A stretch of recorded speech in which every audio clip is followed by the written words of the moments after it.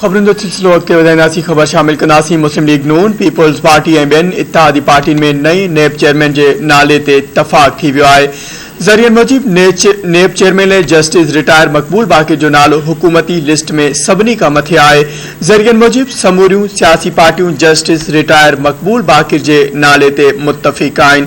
ज़रियनि मूजिब justice मक़बूल Baqir जो नालो आसिफ ज़रदारी ऐं शहबाज शरीफ जी मुलाक़ात में गौर हेठि हो। वज़ीर आज़म शहबाज शरीफ चवाए तो पेट्रोल जे अघनि में वाद बाबत फ़ैसिलो दिल ते पत्थर रखी कयो आहे।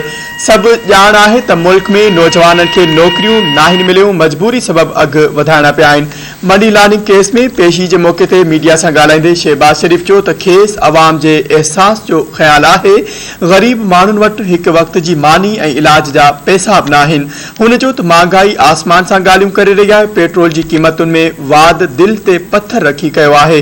वज़ीर आज़म चयो त गुरबत जी चकी में पीसजंदड़ ग़रीब माण्हुनि जे लाइ हर माहवार 2000 मुख़्तस कया विया आहिनि। अवाम खे जेको रिलीफ ॾिनो आहे उहो संदसि हक़ आहे। शहबाज शरीफ चयो त एटमी धमाका करे नवाज़ शरीफ कंहिंखे धमकियूं नाहिनि ॾिनियूं। नवाज़ शरीफ चयो त खेसि पाकिस्तान जो मफ़ाद सभ खां वधीक अज़ीज़ आहे। शहबाज शरीफ जो वधीक चवणु हो त एटमी धमाका न करण जी सूरत में अमरीका पाकिस्तान के $5 अरब इमदाद जी आछ कई हुई। नवाज़ शरीफ इमदाद वठण का इनकार कयो हो।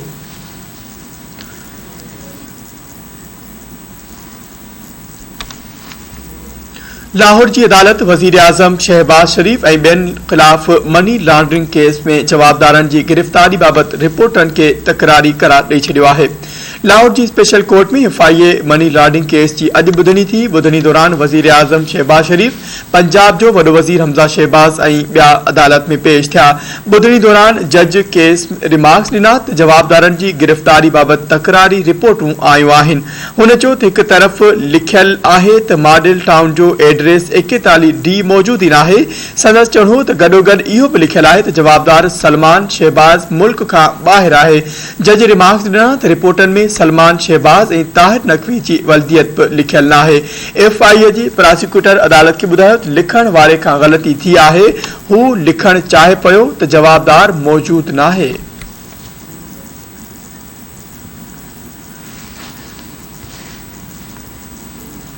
नाणे वारे वज़ीर मिफ्ताह इस्माइल चयो आहे त पेट्रोल अघनि में वाद ख़ुशी सां नाहे कई, इहा संदन मजबूरी हुई। जेकॾहिं पेट्रोल अघनि में वाद न थिया त रुपए जो मुल्ह घटिजी वञे हा। इस्लामाबाद में प्रेस कॉन्फ्रेंस कंदे नाणे वारे वज़ीर मिफ्ताह इस्माइल चयो त IMF सां स्टाफ लेवल जो मुआहिदो जून ताईं थी वेंदो। संदसि चवणो हो त पेट्रोल अघनि में थियल वाद खे ॾिसी नथो लॻे त ईंदड़ महीने क़ीमतुनि में ॿीहर इज़ाफ़ो थींदो, पर सच इहो आहे त पेट्रोल अघनि में ॿीहर वाद बाबति खेसि ख़बर ई नाहे। नाणे वारे वज़ीर चयो त फ़िलहाल बिजली जी क़ीमतुनि में वाद जी का बि समरी नाहे मिली।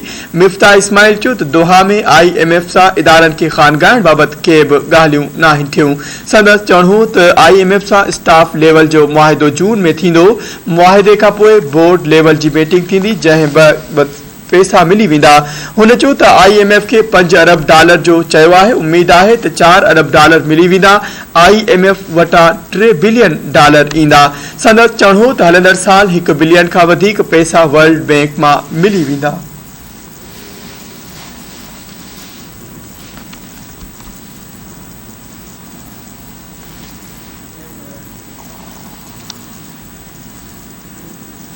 अॻूणे घरू मामलनि वारे वफ़ाक़ी वज़ीर शेख रशीद अहमद चयो आहे त अॼु या सुभाणे हीअ हुकूमत ख़तम थी वेंदी, इहा बची न सघंदी। अवामी मुस्लिम लीग जे सरबराह चयो त मौजूदा वफ़ाक़ी हुकूमत महांगाई ते कंट्रोल करण में नाकाम वई आहे। हुन चयो त मईशत खे बचाइण लाइ वॾा फ़ैसिला करणा पवंदा। शेख रशीद चयो त पेट्रोल जी क़ीमत में ₹30 फ़ी लीटर वाद खां पोइ ₹2000 महीने जो ख़ैरात मईशत खे तबाही खां नथो बचाए सघे। हुन चयो त मईशत तबाह थी चुकी आहे। मुल्क बहिराननि जे वर चढ़ी वियो आहे। मईशत खे बचाइण लाइ अदलिया ऐं इदारनि खे अॻिते अचणो पवंदो।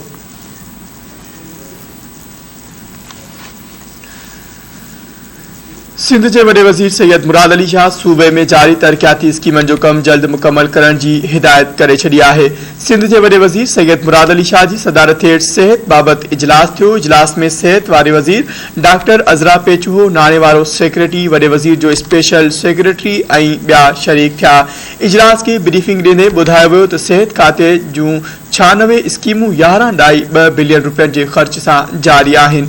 हेल्थ सेक्टर के 75 नयन स्कीमन की लागत 7 बिलियन रुपया है। वज़ीर आज़म पारा सेक्रेटरी वर्क्स के कम तेज करण की हिदायत कई वही है। सेक्रेटरी वर्क्स मूजिब 10 स्कीमूं जून में, 6 स्कीमूं दिसंबर ताईं मुकम्मल थी वेंदियूं। उन मौके ते ॻाल्हाईंदे वडे वज़ीर मुराद अली शाह चयो त हिन वक्त कुल 171 स्कीमूं आहिनि। स्कीमुनि लाइ 60% फंड जारी थिया। खर्च रुगो 3% थी सघिया आहिनि। इजलास दौरान वडे वज़ीर मुराद अली शाह हिदायत कई त स्कीमुनि ते जारी कम तेज कयो वञे। वडे वज़ीर मुराद अली शाह चयो त वर्क्स खातो पंहिंजे इंजीनियरिंग के चुस्त करे त जीअं इमारतनि जी तामीर जल्द थी सघे। समूरीन स्कीमनि ते कम जल्द खां जल्द मुकम्मल कयो वञे।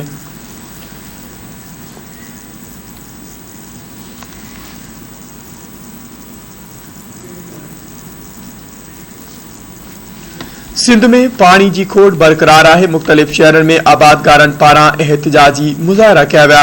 सामारे में आबादगारन पारा पानी खोट खिलाफ एहतजाजी मुजाहरो किया गयो। आबादगारन पारा खान खासली, अलहवरायो, हमीद, फैज़ मोहम्मद ऐं ॿियनि जी अगवानी में प्रेस क्लब आडो धरणो हयो वियो, जंहिं दौरान नारेबाज़ी पिण कई वई। उन मौके ते मीडिया सां ॻाल्हाईंदे एहतजाज कंदड़नि जो चवणो हो त पानी खोट सबब फसल तबाह थी रहिया आहिनि।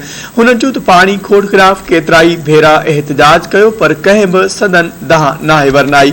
सदन चवणो त सिंध जे हिस्से जो पानी पंजाब के ॾिनो पियो वञे, जेका सरासर नाइंसाफ़ी आहे।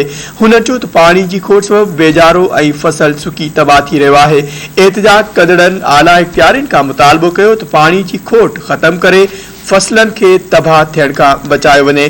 बे पासे रेती जे सेड़वा में पानी छोड़ न थियण सबब फसल तबाह थियण लगा आहिनि। घोटकी फीडर मां निकरंदड़ सेड़वा जो पानी पंजाब के विकिरो थियण लॻो आहे। सेड़वा में पानी न पहुचण सबब आबादगार परेशानी में मुब्तला थी विया आहिनि। आबादगारनि जो चवणु आहे त सेड़वा में पानी न पहुचण सबब अवाम ॾुखियाईनि के मुंहुं ॾियनि पिया। सदन चयो त सेड़वा जो पानी पंजाब के विकिरो थिए पियो, जंहिं सबब फसल तबाह थी रहिया आहिनि।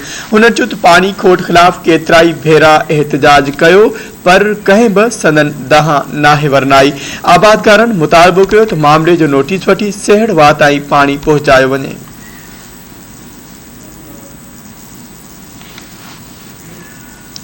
मलीर में हथियारबंदनि जी फायरिंग में मजहबी जमायत जो अगवान मारिजी वियो। कज़ाफी टाउन गुलशन ऐं अस्करी वेझो हथियारबंदनि फायरिंग करे, जंहिं में मजहबी जमायत जो अगवान क़त्ल थी वियो।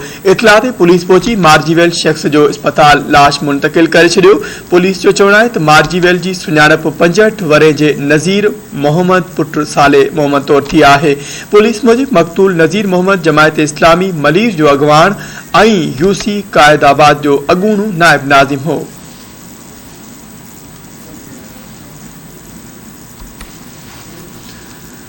खबर शामिल कंदासीं सखर खां। सखर में तमाचाणी भरिसां नाफरमान पुट हथां तोहमत हणी क़त्ल थियल माउ जे क़त्ल वारे मामले जो 2 जवाबदारनि खिलाफ केस दाख़िल कियो वियो आहे।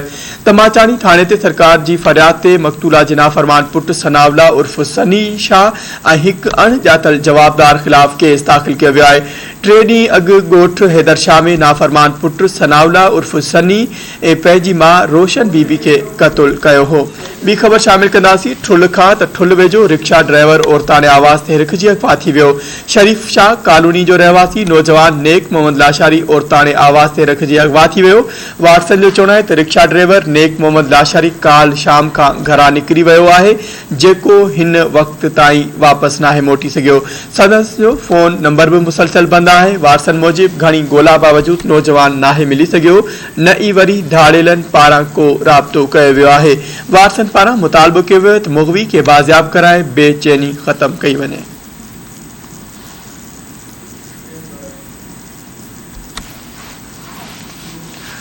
जाम शोरे में सिंध यूनिवर्सिटी के डिपार्टमेंट ऑफ क्रिमिनोलॉजी ऐं पुलिस में शागिर्दनि जे इंटर्नशिप ॾोहनि ते ज़ाब्ते बाबति मुआहिदे ते सहियूं कयो वियो आहे।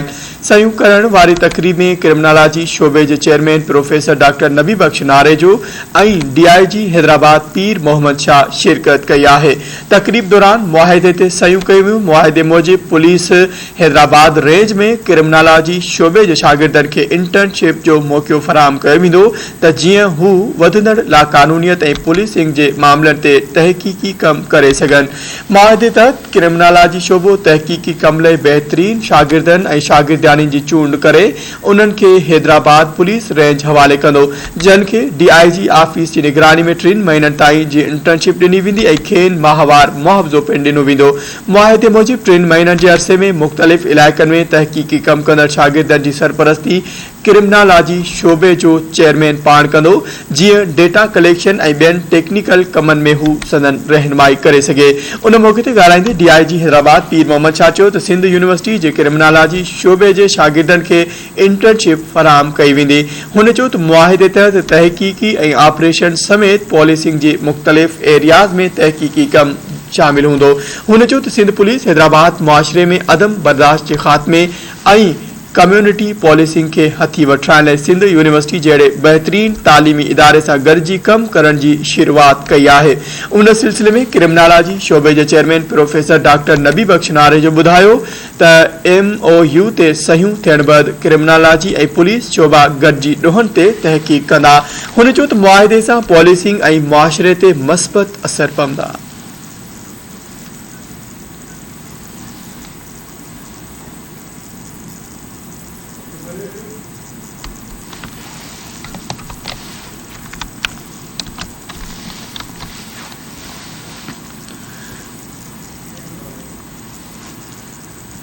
करमपुर वेझो बाहि लॻण सबबि पोहरियत जो घर सड़ी रखी वियो। ॻोठ इक़बाल अहमद बिजाराणी में बाहि लॻण सबबि पोहरियत लाल मोहम्मद बिजाराणी जो घर सड़ी वियो। पोहरियत जो चवणु आहे त चुल्ह मां चिड़ंग उथण सबबि घर खे बाहि लॻी वई। हुन चयो त घर खे बाहि लॻण सबबि घर में पियल समूरो सामान सड़ी रखी वियो। हुन चयो त घर खे बाहि लॻण सबबि 2 मेहूं बि सड़ी ज़ख़्मी थियूं आहिनि। ॻोठाणे आला इख़्तियारियुनि खे अपील कई त संदसि वाहौर कई वञे।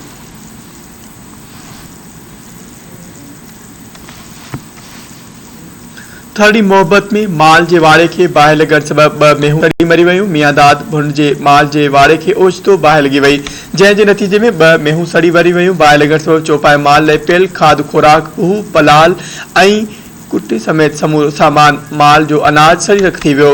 इतला बावजूद फायर ब्रिगेड अमलो न पहुची सघियो। इलाइक़े वासियुनि पंहिंजी मदद पाण ते बाहि विसाइण में मसरूफ़ रहिया।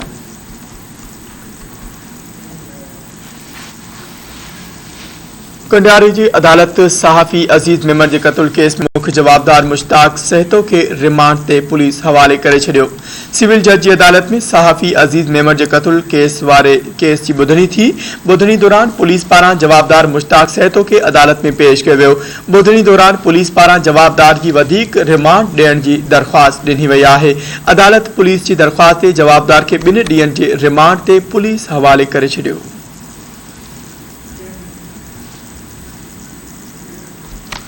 मीरवा गोरचाणी पुलिस अदालती हुकुम बैदि ॿारनि खां जबरी पोरियो कराइण जे इल्ज़ाम हेठि फैक्ट्री के सील करे छॾियो। पुलिस पारां अदालती हुकुम बैदि फैक्ट्री मालिक नदीम खावर की मौजूदगी में फैक्ट्री के सील कयो वियो।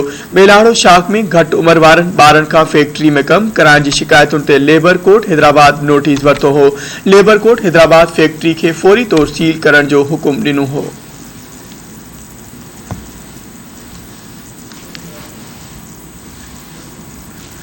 खबर शामिल कंदासीं कुंभ खां। कुंभवासी नौजवान पाक नेवी जो एहलकार कराची रोड हादसे में फौत थी वियो। तमरानी वासी पाक नेवी जो एहलकार नौजवान मोहसिन अली तमरानी कराची में रोड हादसे में फौत थी वियो। नौजवान के फौत थियण जो इतला मिलण ते संदसि घर भातिन में कोहराम मची वियो। वारसन मूजिब मोहसिन अली 3 महीना अॻु पाकिस्तान नेवी में एहलकार तौर भर्ती थियो हो। फौती एहलकार जुमड़ कराची का कुंभ आंदो वियो, जिते संदसि जनाज़े नमाज़ अदा कई वेंदी। बेपासे कुंभ वेझो नौजवान घरू अणबणता मुबैया तौर आपघात करे छॾियो। ॻोठ शाह मोहम्मद तमरानी वासी जमील अहमद तमरानी घरू अणबणता पाण मथां पिस्तौल जो फायर कयो। पाण मथां पिस्तौल जो फायर कंदड़ नौजवान खे गणती जोगी हालत में अस्पताल मुंतकिल कयो वियो, जिते हू ज़िंदगी जी जंग हाराए वियो। वारसनि जो चवणु आहे त घर में को बि मसइलो नाहे थियो। ख़बर नाहे त नौजवान आपघात छो कयो आहे। अस्पताल मां ज़रूरी कार्रवाई बैदि नौजवान जो लाश वारसनि हवाले कयो वियो। लाश घर पहुचण ते कोहराम मची वियो। संदन चवणु हो त नौजवान ज़मीन में पाणी छॾण वियो हो, जिते हुन पाण मथां पिस्टल जो फायर करे आपघात करे छॾियो।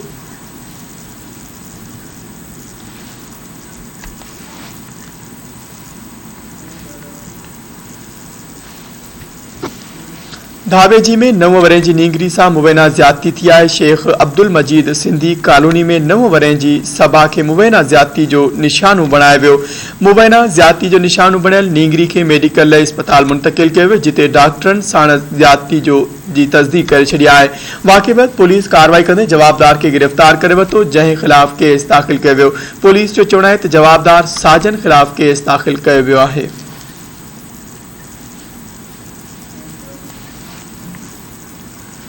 हैदराबाद में फुरलुट ऐं चोरियुनि जो आज़ार वधी वियो आहे। फुलेली वाह वारे इलाइक़े में पुलिस पाइप चोरी कंदड़ जवाबदार खे सोगो करे वरितो। फुलेली वारे इलाइक़े में पुलिस पाइप चोरी कंदड़ जवाबदार खे गिरफ़्तार करे वरितो। गुज़िरियल ॾींहुं कासमाबाद में ॾींहुं ॾिठे दुकान तां फुर वाक़े जा CCTV फुटेज वायरल थियण बावजूद पुलिस फोरू गिरफ़्तार न कया। अणॼातल 4 फोरू दुकानदार ज़ोहिब कुरैशी खां 80,000 फुर करे विया हुआ।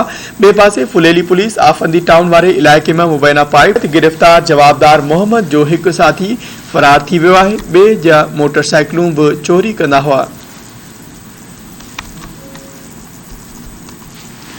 पीरगोट में गोठाणनि पारां पुलिस जी मुबैना ज्यादतियुनि ख़िलाफ़ एहतजाजी मुज़ाहिरो कयो वियो। ॻोठ सैयद गफ़ार शाह जीलानी जे रहवासियुनि पारां अब्दुल ख़ालिक जागीरानी, उबैद अली, निसार लालण ऐं ॿियनि जी अॻवानी में रोड ते धरणो हंयो वियो, जंहिं सबबि ट्रैफ़िक मुअतल थी वई।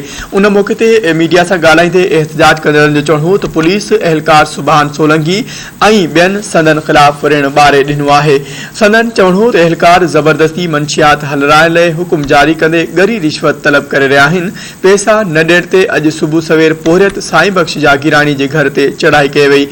हुन चयो त चढ़ाई दौरान पुलिस अहलकार 3 ॿकरियूं, कणिक, सोलर प्लेटूं ऐं न्याणी जो पियल ॾाज खणी विया आहिनि। एहतजाज कंदड़नि DIG सखर ऐं ॿियनि खां मुतालबो कयो त पुलिस अहलकारनि ख़िलाफ़ कार्रवाई करे खेनि इंसाफ़ कयो वञे।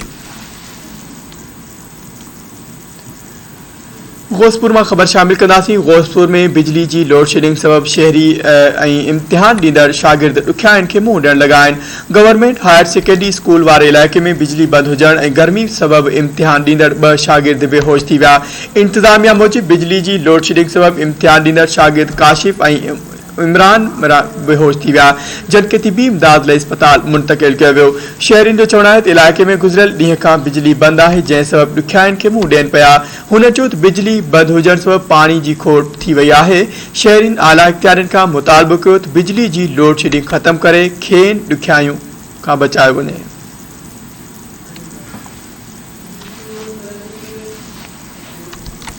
खबर शामिल कंदासीं हैदराबाद खां। हैदराबाद में ज़मीनी तकरार तां 2 धुरियुनि में झेड़े सबब हिकु ॼणो ज़ख़्मी थी पियो। लतीफ़ाबाद जे कोहसार वारे इलाइक़े में ज़मीनी तकरार तां 2 धुरियुनि में झेड़ो थी पियो, जंहिं दौरान गोलियूं लॻण सबब हिकु ॼणो ज़ख़्मी थी पियो। गोलियूं लॻण सबब ज़ख़्मी सज्जाद छुट्टो खे तिबी इमदाद लाइ अस्पताल मुंतकिल कयो वियो। पुलिस जो चवणु आहे त ॿिन्ही धुरियुनि में केतिरे ई अरसे खां ज़मीनी तकरार हलंदड़ आहे। पुलिस मूजिब फायरिंग कंदड़ जवाबदार खे गिरफ़्तार करण लाइ कोशिशूं कयूं पियूं वञनि।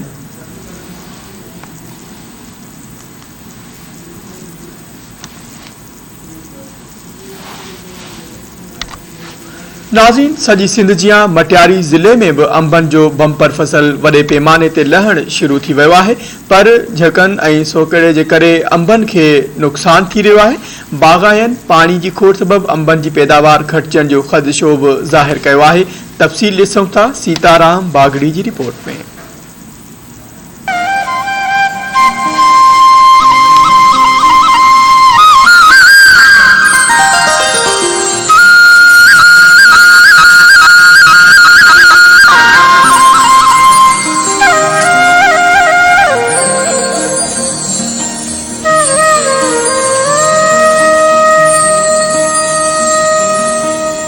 पूरी सिंध जी मटियारी में भी अंब जो बम्पर फसल लहण शुरू थी वियो आहे ऐं पंहिंजे आब ऐं ताब सां मार्केट में विकिरो थियण लॻो आहे।